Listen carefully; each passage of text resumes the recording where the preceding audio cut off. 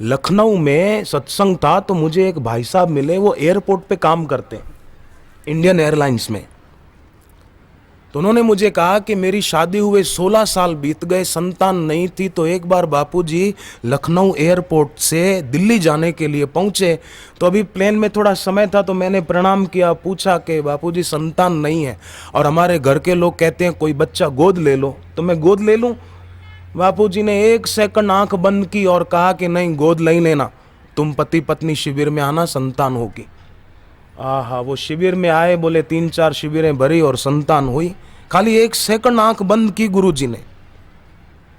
तो गुरु का दिव्य व्यक्तित्व प्रत्यक्ष होने पर भी उनका जो महत्व है, उनकी जो अनुभूति है, उनकी जो महिमा है, वो प्रत्यक्ष नहीं है, पर शास्त्र प्रमाण के द्वारा पता चलता है। शास्त्र वचन और श्रद्धा के सहकार से ज्ञात होता है कि सदगुरु की क्या महिमा है। फिर शिष्य बोलते हैं गुरुर् ब्रह्मा गुरुर् विष्णु गुरुर्देवो महेश्वरा। परिच्छिन्न दिखाई देते हैं, शरीर तो परिच्छिन्न होता है ना, दिखाई देते हैं, पर वे अपरिच्छिन्न से एक है। ईश्वर अपरिच्छिन्न, उससे एक है। ब्रह्म अपरिच्छिन्न, उससे एक है। तभी हम बोलते हैं गुरुर् साक्षात परब्रह्म। ऐसे गुरु के दर्शन, उनकी वाणी सुनना, ये बहुत बड़ी उपलब्धि है, बहुत बड़ी उपलब्धि। रुपया बड़ी उपलब्धि नहीं है। किसी को रुपया कितना भी मिल जाए तो मरेगा तो यहीं छोड़ के जाएगा, साथ में लेके जाएगा कोई? एक आध बापूजी सुनाया करते थे पहले सत्संग में, मैंने सुनी गुरुदेव के मुख से ये बात, कैसेटों में है वो, बड़ी सुंदर बात है, प्रेरणादायी बात है, विनोदी भी है कि एक सेठ ने पैसा खूब कमाया, उससे सोने की ईंटें बनवाई, पैसा जरा उससे रखूंगा सुरक्षित। अलमारी ऐसी जगह बनाई घर पे किसी को पता न चले, और रोज रात को जब घर के सब लोग सो जाते ना, उठते, टॉर्च जलाते, बत्ती नहीं जलाते, टॉर्च करते, कोई उठ न जाए। बेटों से भी छुपाया और तिजोरी खोल के धीरे से ईंटें गिन लेते। सोने की ईंटें रखी थी अलमारी में, फिर उसको बंद कर देते। पर बेटे को पता चल गया और उसने धीरे धीरे एक एक ईंट निकालनी शुरू कर दी और उसकी जगह पीतल की ईंट रखता गया। सोने की हटाता गया, पीतल की रखता गया और खूब मौज शौक करता था, पैसा बिगाड़ता था, भोगों में उड़ाता था। सत्संग नहीं मिले, सच्चे गुरु नहीं मिले तो फिर आदमी ऐसे भी हो जाते ना।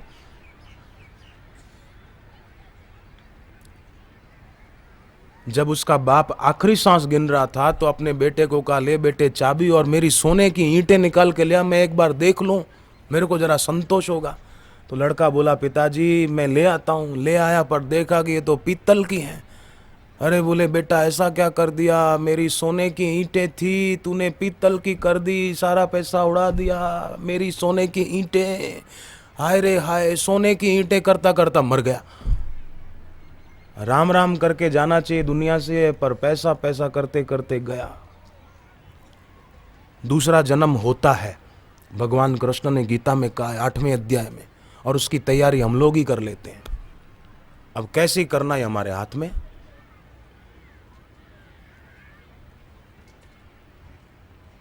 चाहे तो हरी हरी करते हुए जिए, चाहे हाय हाय करते हुए जिए। घर पे किसी का फोन आता है ना या मोबाइल पर, तो लोग हेलो बोलते हैं, हेलो, हरिओम बोलना चाहिए, राम राम बोलना चाहिए। फिर अंग्रेजी में ज़्यादा करते हैं, hello hi how are you, वो बोले फाइन, वो बोले same to you. Same to you माना हम भी फंसे हुए, तुम भी फंसो, हम भी उलझे हुए, तुम भी उलझो। पर गुरु कैसे करुणा के सागर हैं, रज्जब कहीं उलझ न जाए विषयों में, इसलिए वहां प्रकट हो गए। और रज्जब के गुरु की दृष्टि से सोई हुई विराट संभावना करवट लेने लगी। गुरु ने याद दिला दी कि बेटे संसार में जो तू करने जा रहा है वो तो कई जन्मों में तू कर चुका है, अब चेत। और फिर रज्जब ने भी गजब किया, अजब आदमी था, गुरु के चरणों में गिर पड़ा, क्षण भर की देर नहीं की, मुकुट उतार के फेंक दिया। देखो विद्यार्थी, अच्छे आचरण को साधना नहीं होता है, कृपा करके ध्यान दें, मैंने गुरुदेव के चरणों में रहकर ये बात समझी है कि अच्छे आचरण को साधना नहीं होता है। कमज़ोर लोग साधते हैं कि हम ऐसा करेंगे, भविष्य में ऐसा करेंगे, भविष्य में हम फिल्म नहीं देखेंगे, भविष्य में ऐसा नहीं। अच्छे आचरण को साधना नहीं है। कमज़ोर लोग अच्छे आचरण को साधते हैं। जिनके जीवन में जीवंतता होती है उनका निर्णय ही आचरण बन जाता है। बस निर्णय किया, आचरण हो गया। आचरण को साधना हो तो कायर है, कमजोर दिल का है, तुरंत। जैसे श्री आशा रामायण की वो पंक्तियां पढ़ी होगी आपने, छोड़ के घर मैं अब जाऊंगा, लक्ष्य प्राप्त कर लौटाऊंगा। तुरंत 40 दिवस हुआ ना पूरा, अनुष्ठान है मेरा अधूरा। सब कह रहे थे आप घर जाओ, लालजी महाराज भी बोले कि आपको घर जाना चाहिए, परंतु कैसी दृढ़ता।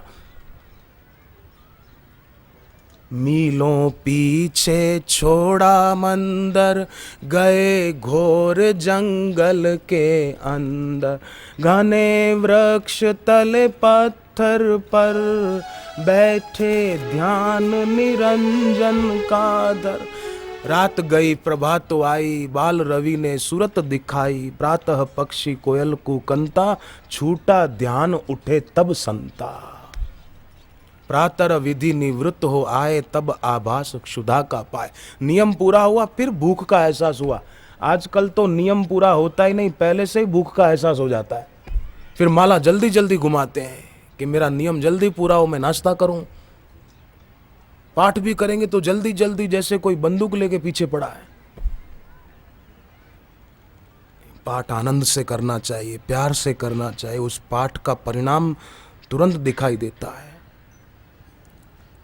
महाराष्ट्र में ही नांदेड़ है, नांदेड़ से थोड़ा आगे लोहा तहसील है। लोहा नाम सुना है? लोहा नांदेड़ से आगे है। उसके पास एक गांव में बरसात नहीं हुई तो वहाँ के साधकों ने मिलकर श्री आशा रामायण के 108 पाठ किए, संकल्प करके कि यहाँ बरसात हो, इसलिए हम ये पाठ कर रहे हैं। पाठ पूरे हुए 2.5 दिन में, और ऐसी बरसात हुई कि बोले 2.5 दिन तक चलती रही, और चारों तरफ हरियाली हरियाली हो गई, पानी पानी हो गया। पाठ की कैसी महिमा है, दृढ़ता की कैसी महिमा है। रज्जब को उनके गुरु दादू दीनदयाल जी ने कहा कि बेटे मुझे ऐसा लग रहा है, देखो गुरु कैसे कसौटी करते, बेटे मुझे ऐसा लगता है मैंने थोड़ी जल्दी कर दी। तू शादी के लिए जा रहा था, घोड़े पर बैठा था, बारात निकल रही थी तेरी, मैंने तुझे वहाँ ऐसा कहा, मैं माफ़ी मांगता हूँ बेटे, जा तू शादी कर ले, जा जा लौट जा, शादी कर ले, थोड़ा समय रह के फिर आ जाना। तब रज्जब गुरु के चरणों में प्रणाम करके आंख में आंसू भरकर कहते हैं कि गुरुदेव आपने मुझे बीच में नहीं रोका, गुरुदेव आपने तो बड़ी कृपा की कि मेरे को डूबने से बचा लिया। आप मुझसे माफ़ी क्यों मांगते हैं गुरुदेव? मैं आपसे माफ़ी मांगता हूँ कि थोड़े समय के लिए मैं आपको भूल गया था। मैं जरा ऐसे संग में पड़ गया कि आप मेरे सुमरण में न रहे, पर आप कैसे कृपालु, आप मुझको न भूले। बोलने को तो हम आरती के बाद बोलते हैं ना, आरती गाते हैं तो आखिरी में नहीं बोलते स्वामी मोहे न बिसारियो, चाहे लाख लोग मिल जाएं, पर वास्तव में देखा जाए सच्ची बात तो यह है कि स्वामी हमको नहीं भूलते, हम भूल जाते हैं। अगर स्वामी हमको भूले तो ये शिविर का तारीख देते हमको, विद्यार्थियों के लिए शिविर की अनुमति देते नहीं, वो तो हमको याद रखते हैं। हनुमान जी को लग रहा था कि राम जी मुझे भूल गए, पर राम जी ने जब हनुमान जी का नाम लेकर बुलाया तब हनुमान जी को हुआ कि नहीं, मेरे स्वामी मेरे को भूले नहीं हैं।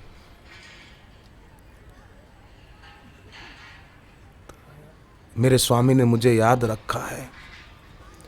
रज्जब ने गुरु चरणों में प्रणाम करके माफ़ी मांगी कि गुरुदेव नहीं नहीं, लगता है मेरी कुछ अभी कमी है जो आप मेरी कसौटी कर रहे हैं। गुरुदेव अब मुझे आपके चरणों को छोड़कर जाना नहीं है। भूल न जाऊं तुम्हें कहीं ये विनती बारंबार, कभी न होता बंद किसी के लिए तुम्हारा द्वार। हम आपके हुए गुरुवर स्वीकार लेना, बस आपके हुए गुरुवर स्वीकार लेना। बस फिर तो क्या था, दादू दीनदयाल जी भी प्रसन्न हो गए और रज्जब जी तो उनके चरणों में ऐसे रहने लगे जैसे गुरु की छाया हो, ऐसे सेवा करते थे। उनकी गुरु भक्ति को प्रणाम है। दादू दीनदयाल जी के प्रति उनकी जो आस्था थी, उस आस्था को मेरा बार बार प्रणाम है। समय बीतता चला, गुरु चरण ही रज्जब जी के लिए सब कुछ हो गए। गुरु चरणों में सब कुछ पा लिया। अद्भुत प्रेम था अपने गुरुदेव के प्रति। समय पसार होते देर नहीं लगती है, कब सुबह होती है कब शाम होती है पता ही नहीं चलता। उम्र की शाम देखो ढलती चली जा रही है, मौत की रजनी को देखो वो निकट चली आ रही है। यहीं पड़ी रहेगी दौलत सारी, साथ जाएगी कर्मों की गठरी भारी। कम कर ले तू इसका वजन, अभी से कर तू ईश्वर का भजन। अभी से कर तू भगवान का भजन, अभी से कर तू सदगुरु का भजन। हम आपके हुए गुरुवर स्वीकार लेना। हम आपके हुए गुरुवर स्वीकार लेना। हम आपके हुए गुरुवर स्वीकार लेना। हम आपके हुए गुरुवर स्वीकार लेना।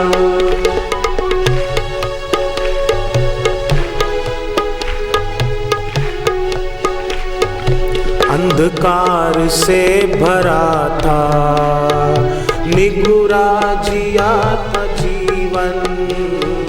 अंधकार से भरा था, निगुरा जिया था जीवन। मैं तो भटक रहा था, भटका हुआ था ये मन। मैं तो भटक रहा था, भटका हुआ था ये। मेरे इस दोषी मन को गुरुवर, मेरे इस दोषी मन को गुरुवर, अब तुम संवार लेना। हम आपके हुए गुरुवर स्वीकार लेना। हम आपके हुए गुरुवर स्वीकार लेना। रज्जब जी इस प्रकार अपने गुरु के हो गए थे दिल से, और गुरु ने भी स्वीकार कर लिया था। एक समय ऐसा आया कि दादू जी ने देखा कि अब शरीर का प्रारब्ध पूरा हुआ, अब शरीर छोड़ना है। महात्मा दादू जब ब्रह्मलीन हो गए, अंतर्धान हो गए, रज्जब जी से सहन न हुआ, क्योंकि उनकी गुरु भक्ति गहरी थी, अनुपम थी। सहन न हुआ। और आपको सुनकर आश्चर्य लगेगा विद्यार्थी भाइयों बहनों, आपको सुनकर बड़ा आश्चर्य लगेगा कि रज्जब जी ने जिस दिन उनके गुरुदेव ब्रह्मलीन हुए, उस दिन के बाद आंख बंद कर ली। आंख खोलते नहीं थे। कई वर्षों तक वो जिंदा तो रहे शरीर से रज्जब जी, पर आंख खोलते नहीं थे। कई लोग बोलते थे आंख खोलो, क्या हुआ आपको? बोले नहीं, जो दर्शन करने योग्य थे मैंने उनके दर्शन कर लिए। अब उनके दर्शन न हो तो मैं अब क्या देखूं, किसको देखूं, क्यों देखूं? बस अब मुझे नहीं देखना है। और जब तक उनका शरीर रहा, रज्जब जी ने आंख नहीं खोली थी। बस अपने गुरु के सुमरण में ही तल्लीन रहते थे। गुरु के सुमरण में, गुरु के दर्शन में जो तल्लीन रहता है, दृश्य का आकर्षण उसको अपनी ओर आकर्षित नहीं कर सकता। दृश्य की तल्लीनता टूटेगी जैसे रज्जब जी की टूट गई। अपने गुरु के दर्शन में तल्लीन हो गए, आंख नहीं खोली।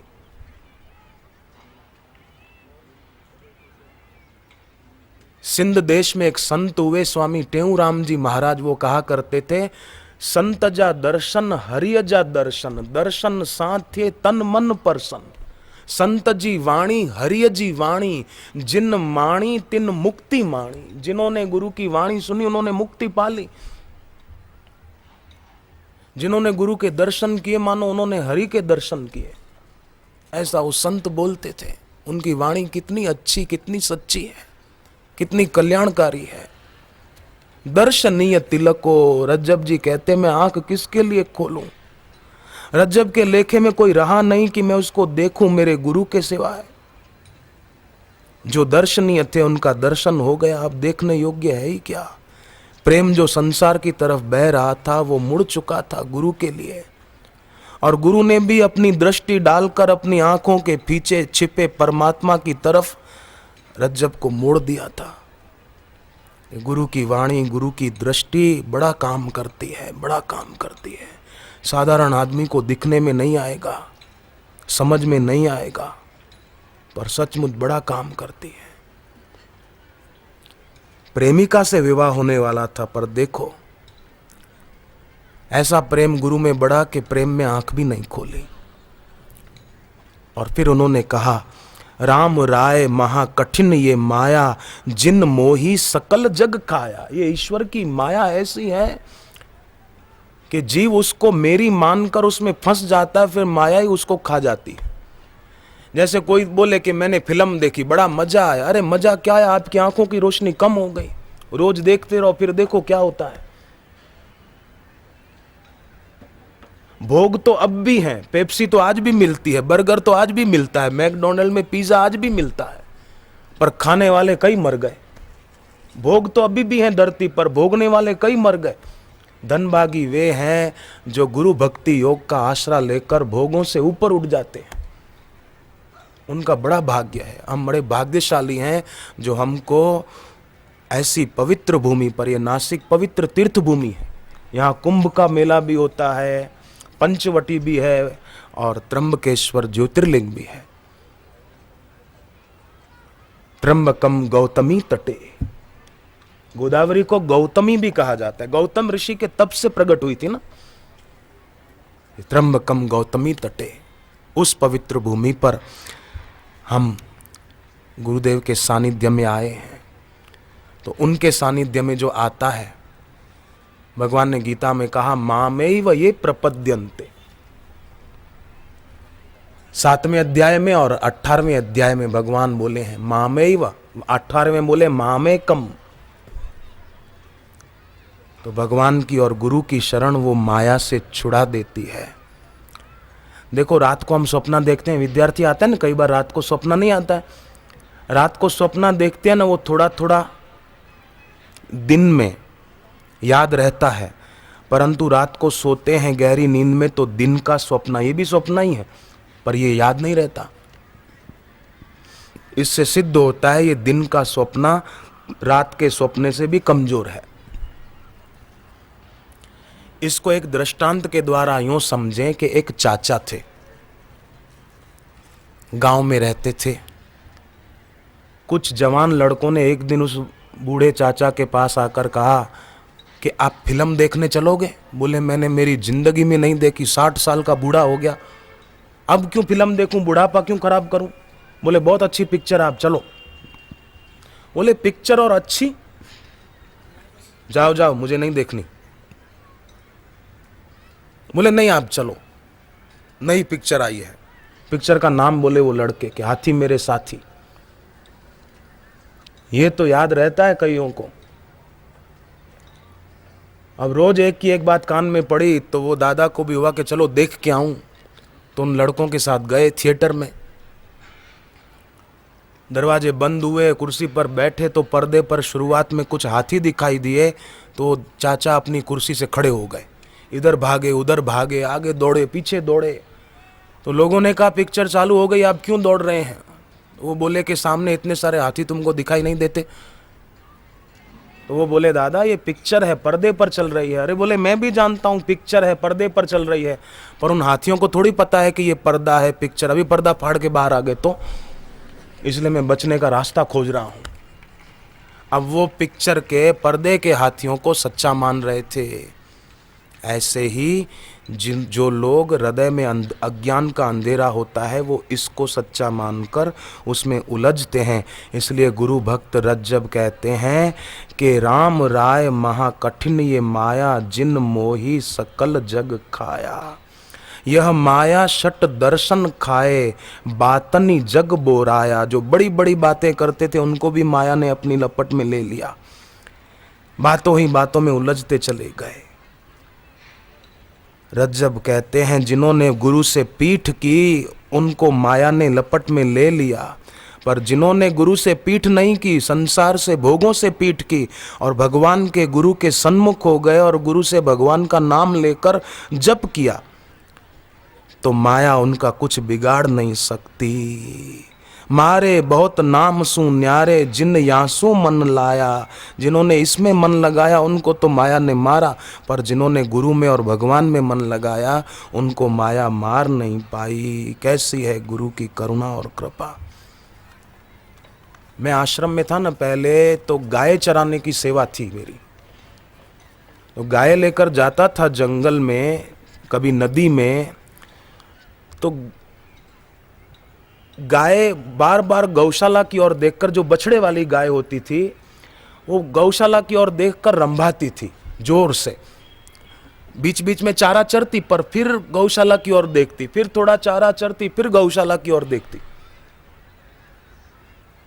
मुझे होता था गाय का बछड़े के प्रति कितना प्यार है, बार बार उधर की ओर देखती है।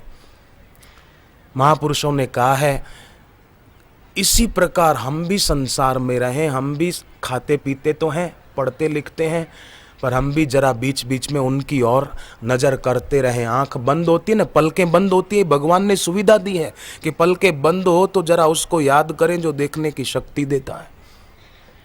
तो हम भी बीच बीच में जरा याद कर लिया करें। ज़्यादा न करें तो विद्यार्थी एक काम तो आप और मैं हम सभी करें। कौन सा काम? कि इन दिनों में जो बापूजी के सानिध्य में हम समय बिताते हैं, ध्यान करते हैं, कीर्तन करते हैं, सत्संग सुनते हैं, बापूजी इतना हमको आत्मा का आनंद का अनुभव कराते हैं, तो जब घर जाओ, कोई आज जाएंगे या कोई रविवार पूरा करके ही जाएंगे आखिरी दिन, तो घर पे दिन में 10 बार एक मिनट, केवल 1 मिनट, 10 मिनट आपके खर्च होंगे। एक मिनट केवल इन दिनों जो बापूजी के सानिध्य में हमने समय बिताया उसको याद कर लें, बस 1 मिनट के लिए। एक दिन में 10 बार, 10 मिनट हमारे होंगे खर्च। तो शुरुआत में तो हमको एक मिनट याद करना पड़ेगा, पर जो जो हम 10 मिनट रोज करेंगे, ये दिन में 10 बार एक मिनट, फिर तो आदत पड़ जाएगी। फिर गुरु की याद करनी नहीं पड़ेगी, याद रहेगी जैसे सांस रहती है शरीर में। हम सो जाते हैं तो भी सांस चलती रहती है, धड़कन चलती रहती है, दिल धड़कता रहता है, ऐसे याद रहेगी। और 10 मिनट न कर सके कोई, दिन में 10 बार नहीं तो 5 बार करने का नियम ले लें कि बस एक मिनट, थोड़ी थोड़ी देर के अंतर से हम इन क्षणों को याद करेंगे जो गुरुदेव के सानिध्य में बिताए हैं। भक्ति बढ़ने लगेगी, व्यवहार में सफलता मिलने लगेगी। मेरिट में नाम आना ये तो बहुत छोटी चीज है। ये तो जिनका भगवान में, गुरु में, ईश्वर में मन नहीं लगता उनको ही मेरिट नाम आए तो अच्छा लगता है। ठीक, आए जरूरी है, पर ये करने से तो यूं आएगा, सोचने की, चिंता करने की जरूरत ही नहीं है। कई ऐसे विद्यार्थी हैं जिनका नाम अपने साधक है, मेरिट में आया ऐसे ही, ज्यादा उनको मेहनत नहीं करनी पड़ी, कोई ट्यूशन की झंझट भी नहीं करनी पड़ी। तो जैसे गाय होती है, तृण चरही चित सुत ही पासा, गही जुगती साध जगवासा, ऐसे हम भी करें। अब आप बताओ विद्यार्थी, इसमें कोई खर्चा है क्या? है कोई खर्चा? नहीं है। कोई मेहनत है इसमें ज्यादा? ये कोई बड़ी कठिन साधना है? नहीं, बड़ी सरल साधना है।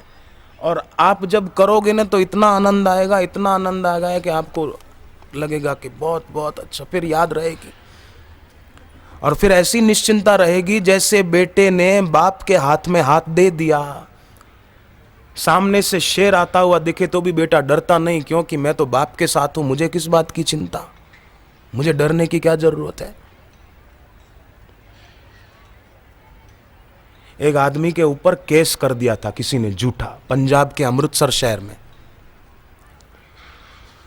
वो आदमी बेचारा था निर्दोष, पर झूठे आरोप लगा दिए गए थे। दीक्षा तो नहीं ली थी, पर श्रद्धा थी बापूजी के प्रति। जिस दिन उन्होंने दीक्षा ली उस दिन मुझे ये बात बता रहे थे वो, बोले ऐसा हुआ मेरे साथ। तो कोर्ट में पहुंचे, जिस दिन तारीख थी, मन में गुरुदेव का सुमरण कर रहे थे कि मैं निर्दोष हूं, गुरुदेव मुझे निर्दोष की लाज बचाइए। सामने न्यायाधीश की ओर देखा तो न्यायाधीश की कुर्सी के ऊपर उन सज्जन ने मुझे बताया, न्यायाधीश की कुर्सी के ऊपर मुझे बापूजी के दर्शन हुए, और बापू मुझे मानो कह रहे थे कि बेटे डरना नहीं, इसके हम बाप लगते हैं। ये जो कलम चलाने वाला बैठा ना, हम इसके बाप लगते हैं। और वास्तव में वो तो सबके बाप है। त्वमेव माता च पिता त्वमेव, त्वमेव बन्धुश्च सखा त्वमेव, त्वमेव विद्या द्रविणं त्वमेव, त्वमेव सर्वं मम देव देव। अर्जुन ने भी श्री कृष्ण को भगवत गीता के 11वें अध्याय के 43वें श्लोक में पिता कह के बुलाया है। श्री कृष्ण भगवान को अर्जुन ने पिता कहा। पितासि लोकस्य चराचरस्य, त्वमस्य पूज्यश्च गुरु गरीयान। आप सबके पूजनीय हैं, आपकी तुलना किसी से नहीं हो सकती। इस प्रकार अर्जुन ने बड़े सुंदर शब्दों में भगवान की आराधना की। तो विद्यार्थी भाई, 5 भूतों की ये देह है, एक दिन 5 भूतों में लीन होगी, परंतु उससे पहले बूंद सागर की याद से भर जाए। शरीर की एकता जिससे है उसकी याद रहने लगे। ये रोज 5 मिनट वो प्रयोग करने से बड़ी मदद मिलेगी। थोड़ी देर ध्यान मूलम गुरु मूर्ति के अभ्यास से बहुत मदद मिलेगी, बहुत मदद मिलेगी। करके देखें। अभी भी कुछ मिनट हम ओमकार का गुंजन करते हुए उन क्षणों को अपने मन में पक्का करते जाएंगे। हरि ओम।